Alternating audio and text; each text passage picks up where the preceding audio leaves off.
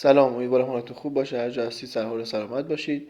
امروز میخوایم با هم دیگه سوالات امتحانات زبان انگلیسی رو حل کنیم. قسمت سوم بخش وکابولری و وارد سوالات بشیم و همینطور داریم سالها رو پشت سر هم حل میکنیم و میریم جلو.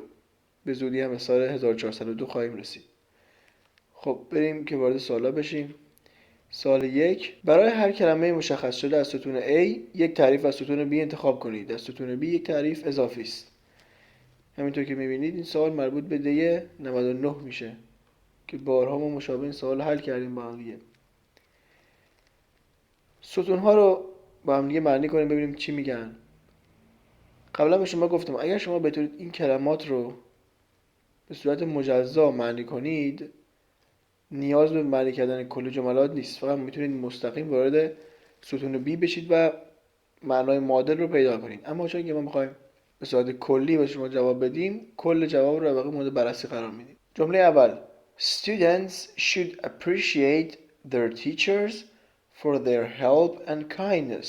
Students این دانش آموزان باید چیکار کنن؟ دانش آموزان باید appreciate قدردانی کنن، سپاسگزاری کنن از کیا؟ از معلم هاشون. برای چی؟ for برای کمک و مهربانیشان، مهربانی آنها، معلم هاشون. خب پس appreciate شد چی؟ قدردانی. دومی: plants absorb carbon dioxide. اینو قبلا مشابهش داشتیم، یا شاید همین جمله رو داشتیم. absorb یعنی جذب کردن. چرا الان جمله رو معنی کنیم؟ میگه گیاهان چیکار میکنن؟ جذب میکنن چه چیزی را؟ کاربن دی اکساید، دی اکسید کربن رو، اون CO2 رو جذب میکنن. جمله سوم: Demand for organic food is increasing. این جمله رو بارها در واقع دیدیم توی نمونه سوال قبلی، کاملا راجع بهش صحبت کردیم. Demand یعنی تقاضا. تقاضا برای چی؟ برای چی؟ غذای ارگانیک. غذای ارگانیک داره چی میشه؟ is increasing، داره زیاد میشه. داره زیاد میشه. دیمند یعنی تقاضا. خب ببینیم ستون B توضیحاتش چی میگن. A. The amount of a product or a service that people want. میگه مقداری، amount یعنی مقداری، از یک چی؟ محصول یا خدمت که مردم میخواهند، خواستار اونن در واقع.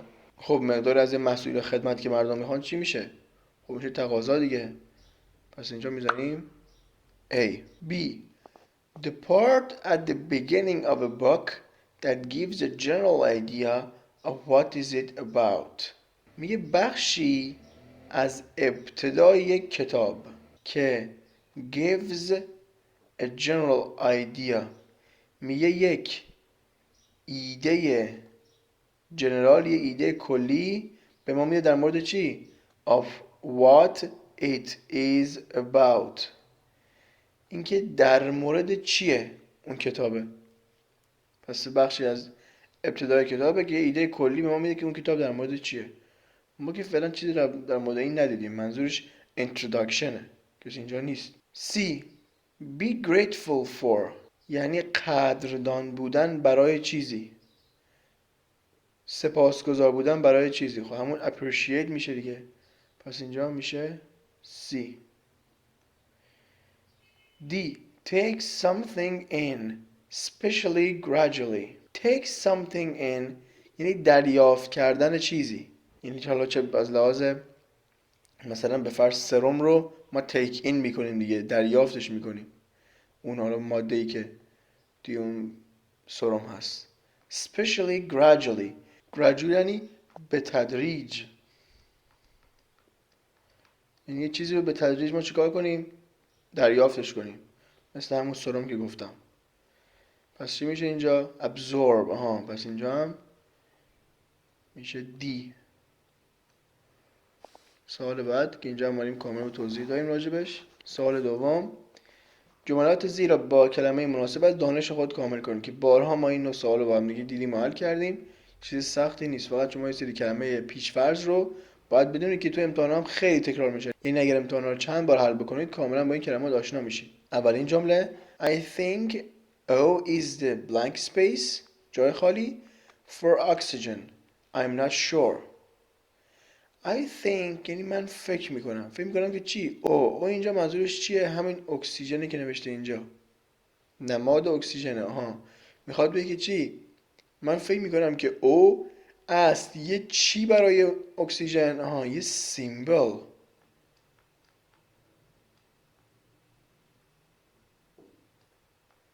یک نماد برای اکسیژن.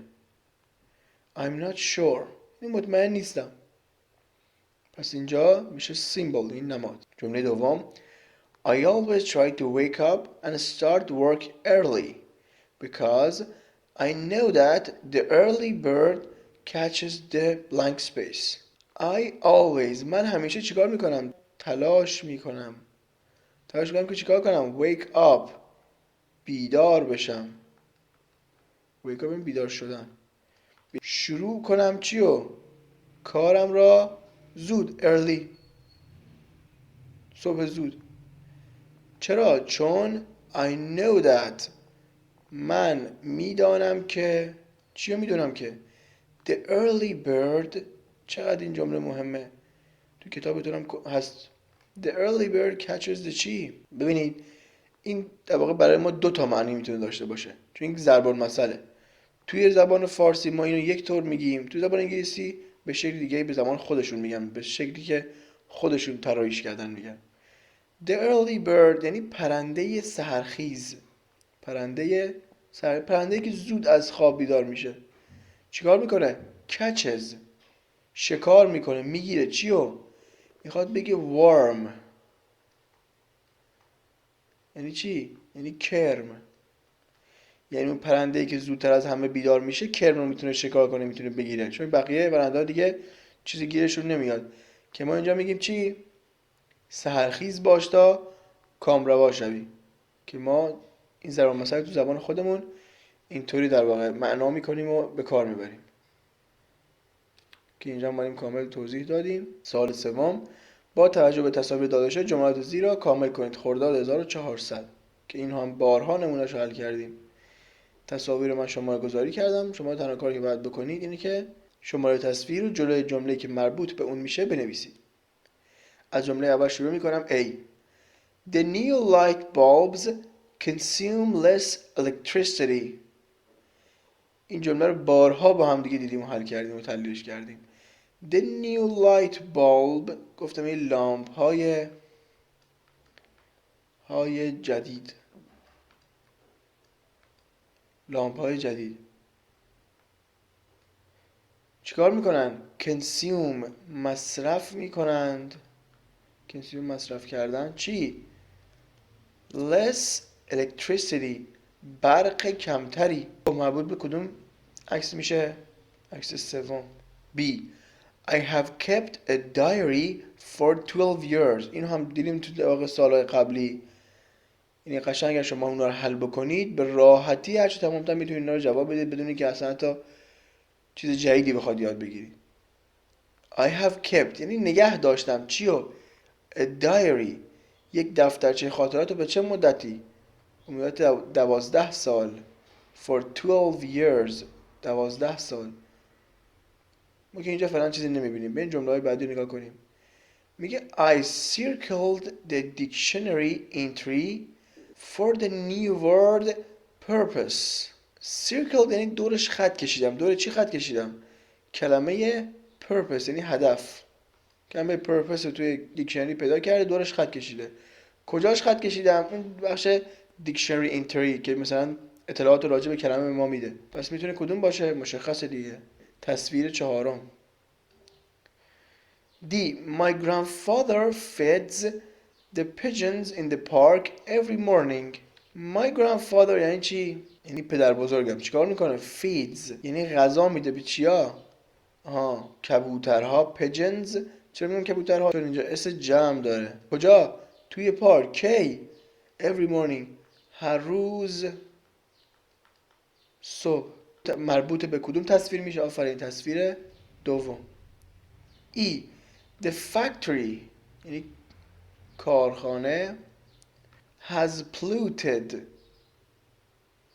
polluted یعنی آلودگی، آلوده کرده از چیو؟ the river رودخانه رو. پس اینجا مربوط کدوم تصویر میشه؟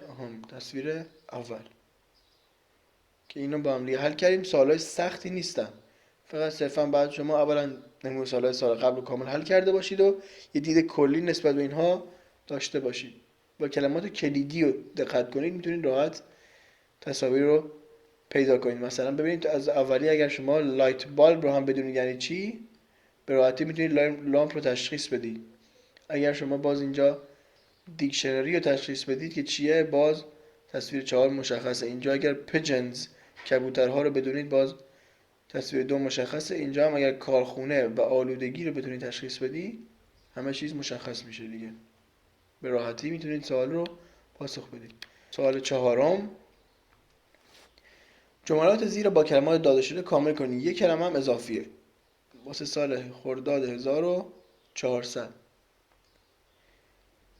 این نوع سوالات گفتم اول ما کلمات رو معنی میکنیم از بالا، بعد که معنی کردیم میایم توی جای خالی ببینیم بعد کدوم رو قرار بدیم. سپاس قبلا دیدیم گفتم یعنی فرض کردن. یوزا گفتم یعنی تمام کردن، اینو بارها دیدیم با هم دیگه. چیزی که ما خیلی یوزاپش کنیم تموم میشه. distinguished یعنی برجسته، متمایز. فسیل هم که همون فسیل هست. خب بریم تو جملات. میگه oil, coal and natural gas are three common nitrogen fuels. این جمله رو قبلا داشتیم با هم دیگه، دیدیم تحلیل کردیم.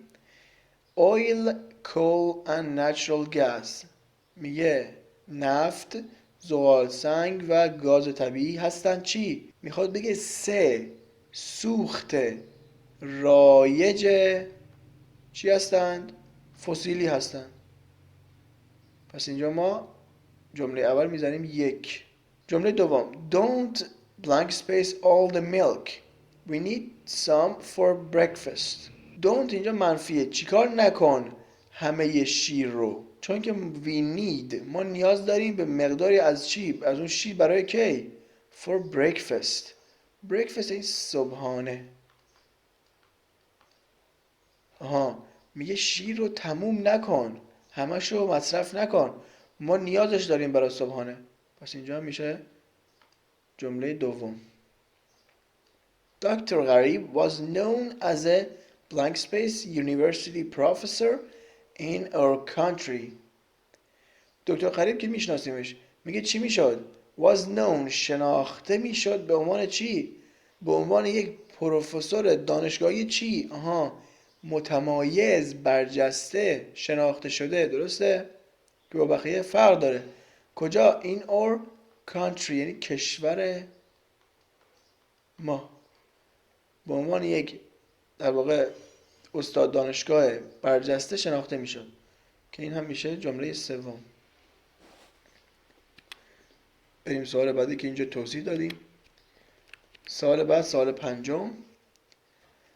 برای هر کلمه داده شده از ستون آ یک تعریف از ستون بی انتخاب کنید. در ستون بی یک تعریف اضافی است که اینجا هم میبینید که خرداد 1400.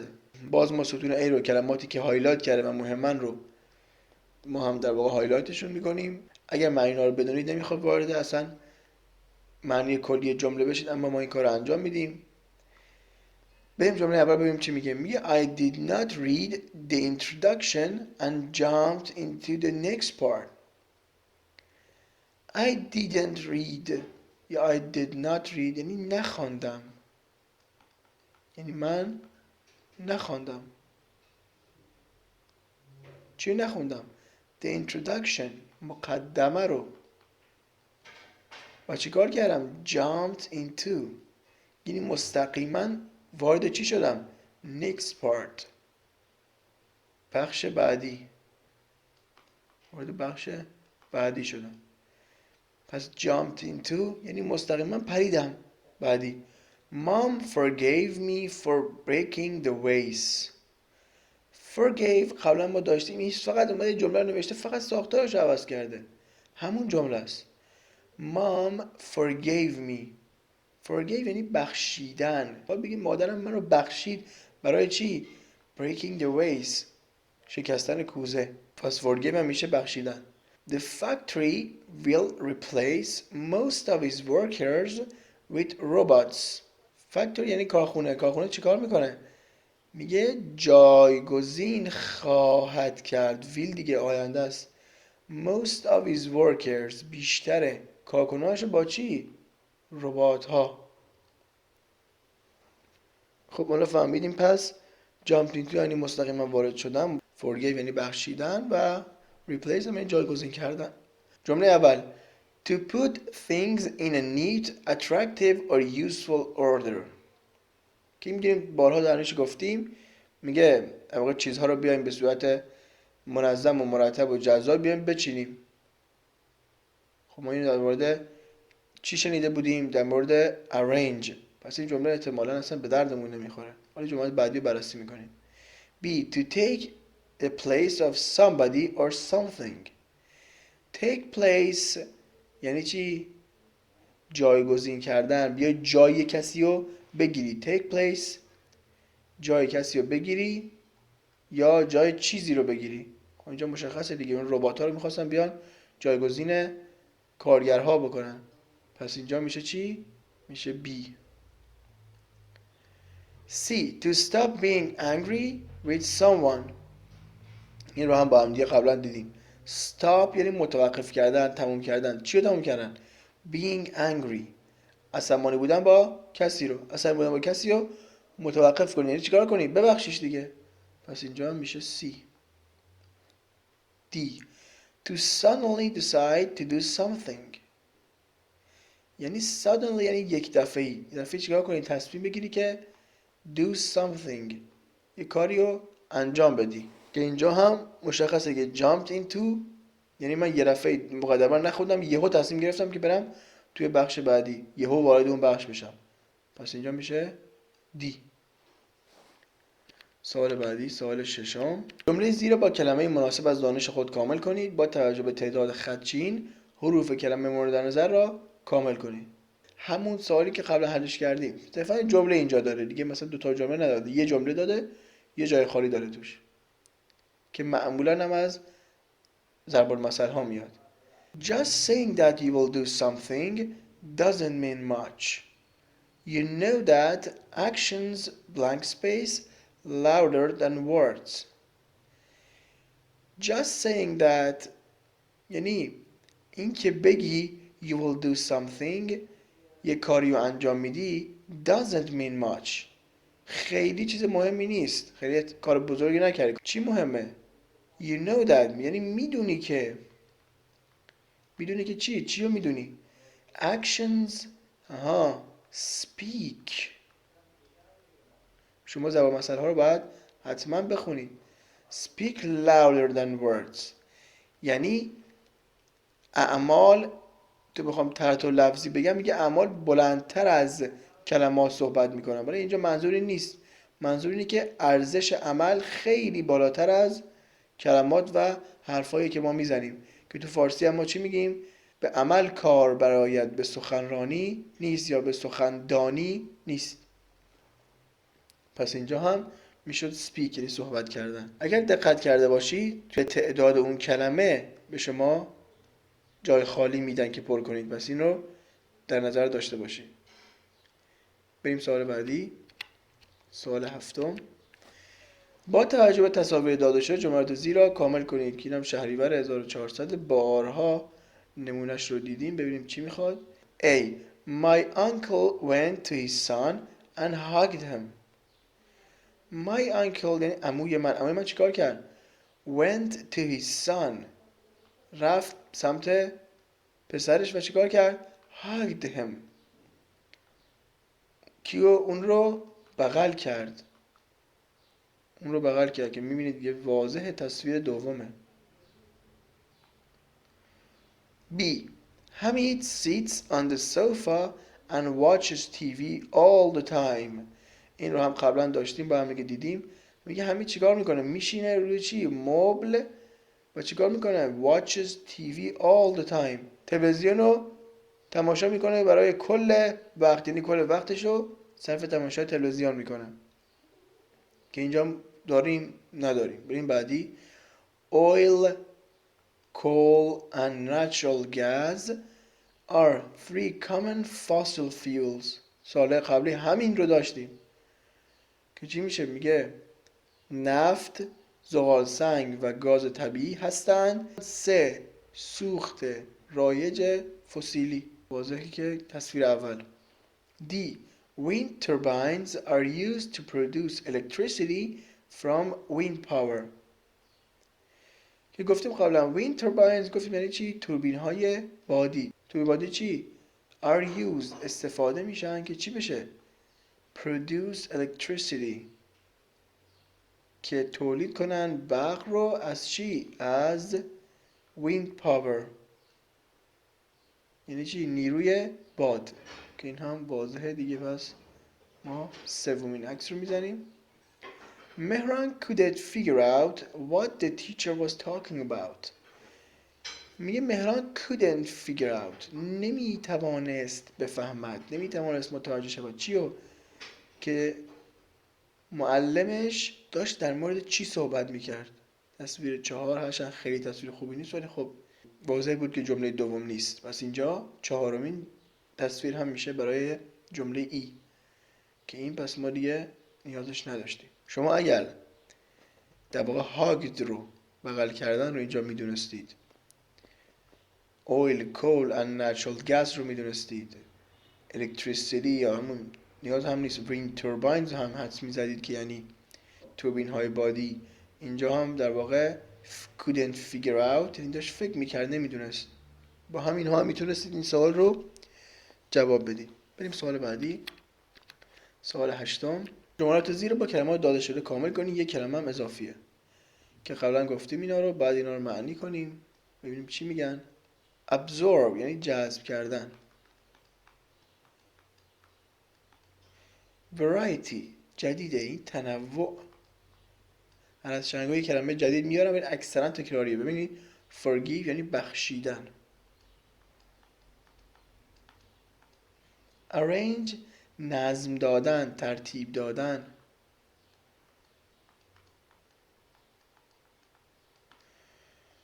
they do a blank space of fitness activities یعنی اونها چیکار میکنن؟ انجام میدن یک چیه؟ fitness activities یعنی فعالیت هایی برای تناسب اندام.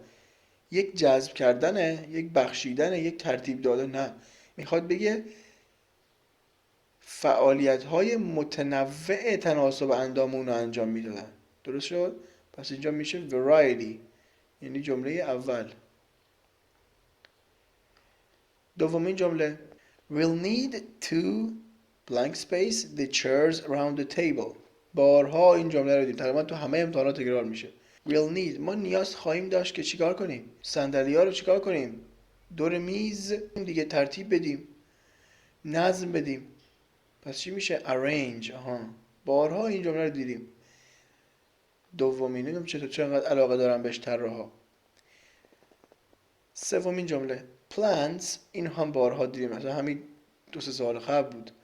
plants گیاهان چیکار میکنن؟ کربن دی اکسید رو جذب میکنن دیگه. پس اولی.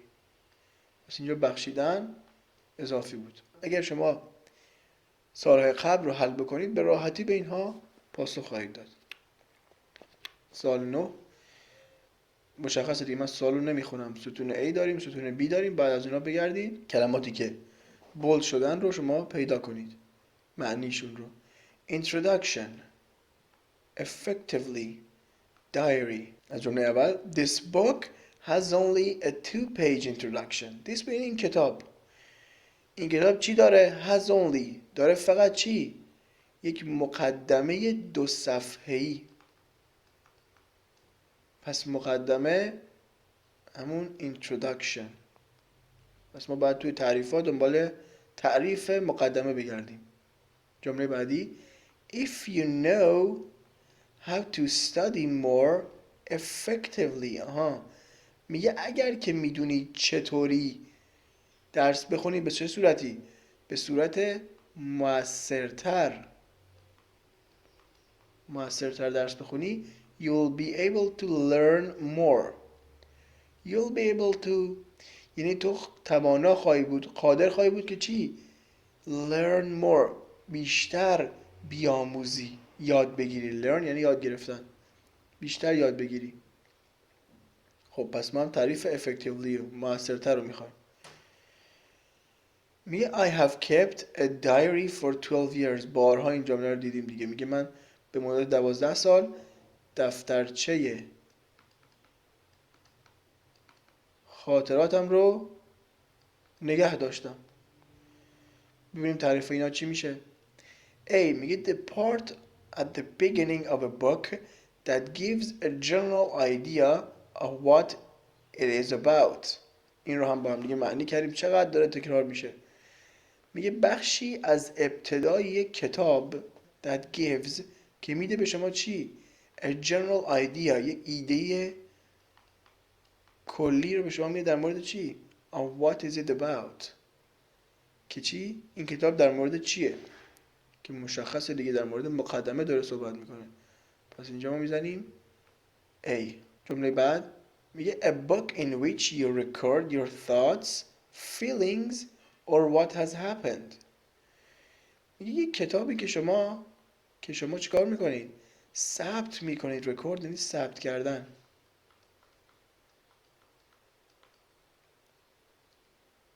چیا رو توش ثبت میکنید؟ Your thoughts and feelings اینا رو داشتیم، یعنی افکار و احساسات رو توش ثبت میکنید. or what has happened every day یا اینکه هر روزه. every day یعنی هر روز،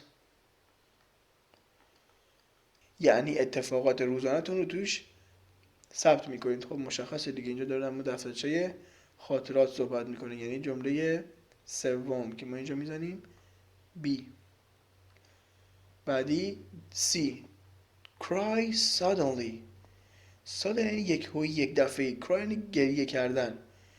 داد زدن هم معنی میده. و اینجا ما نداریم که داد بزنه یا گریه کنه، ما اینجا مورد موثرتر میگردیم. بریم جمله بعدی. میگه in a way یعنی به صورتی که، به شکلی که چی بشه؟ به شکلی که موفق تره و چه اتفاقی واسط میفته؟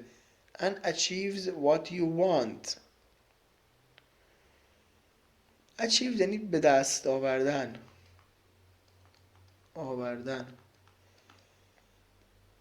به دست آوردن چی؟ what you want چیزی که میخوایش.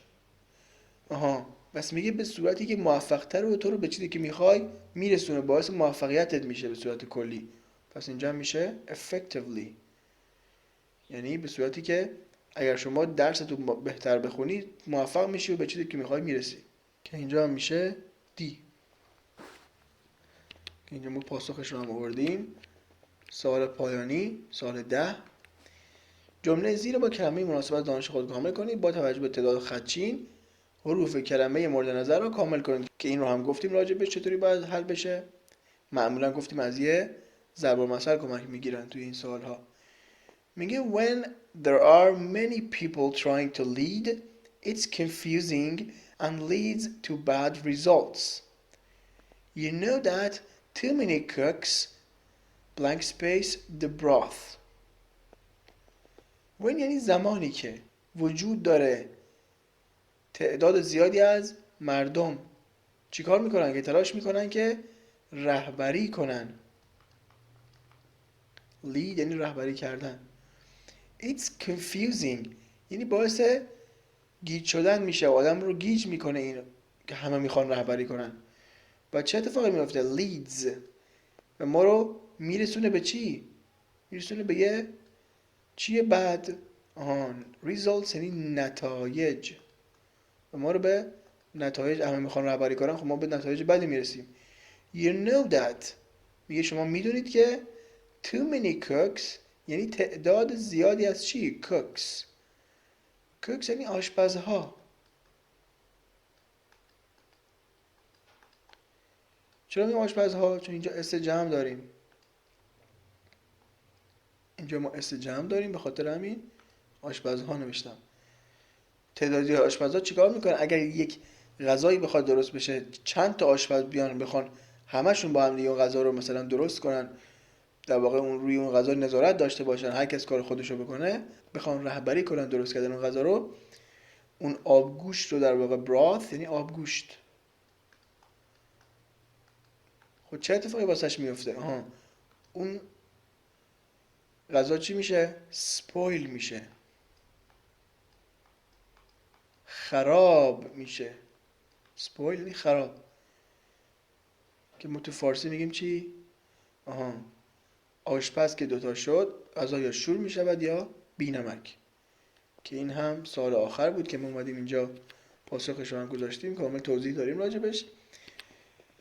خسته نباشید. یادتون نره که اگه خوشتون اومد از این ویدیو، حتما ما رو توی آپارات و توی یوتیوب دنبال کنید. کانال ما رو حتما لایک کنید و سابسکرایب کنید، چه توی آپارات و چه توی یوتیوب. و برای دریافت جزوه ها و اطلاعات مفید دیگه میتونید به کانال تلگراممون سر بزنید. امیدوارم که موفق باشید و یه 20 خیلی خوب از امتحان نهایی بتونید بگیرید. تا ویدیو بعدی، خدا نگهدارتون.